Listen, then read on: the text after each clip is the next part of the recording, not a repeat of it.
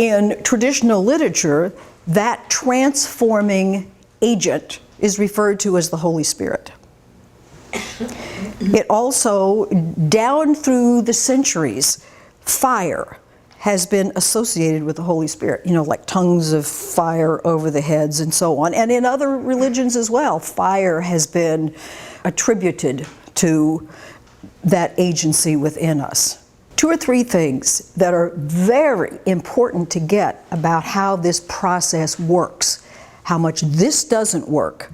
The first time this occurred was in 1984. You don't ever forget something like this. A friend of mine and I were meditating, and our intention was to be in a sacred space. And wow, it was like the sun coming up on the horizon, you know, moving into a place of great joy. You know, just actually after a couple of hours of meditating, I don't know if there was cause and effect, but at least there was an intention for this. And as part of this experience that went on for a little while, to my astonishment, because after all, the whole thing was a brand new experience, I found myself being, not looking at like a vision, but I found myself experiencing fire. I found myself being fire. I found myself tapping into that fire of the Holy Spirit, which is part of what we are.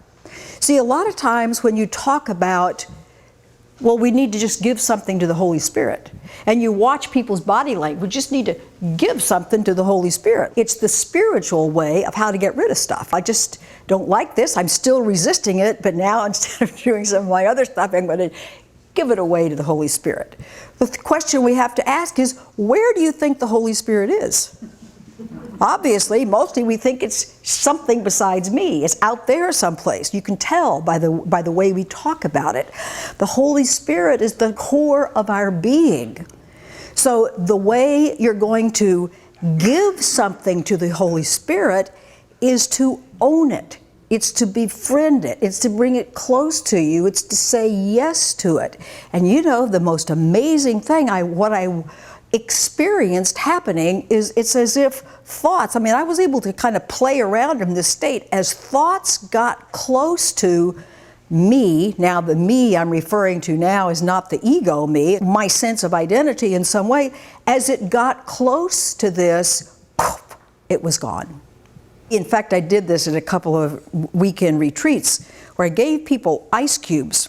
Some of you may have been there. Ice cubes in little cups, and we had a big bonfire out on a Saturday night. Say, okay, bring those ice cubes and just set them out here at the periphery of the fire. That's all you have to do. Just put the ice cubes there, and then we went around our business and did whatever we did. What happened to those ice cubes? They're gone. They got close to the fire, and the transforming agency of that fire transformed them. How much effort on our part? None. How much planning? None. How much defending? None. How much anything on my ego mind's part? None. Bringing it close to the fire, that transforming fire, which is the core of our being, does the work.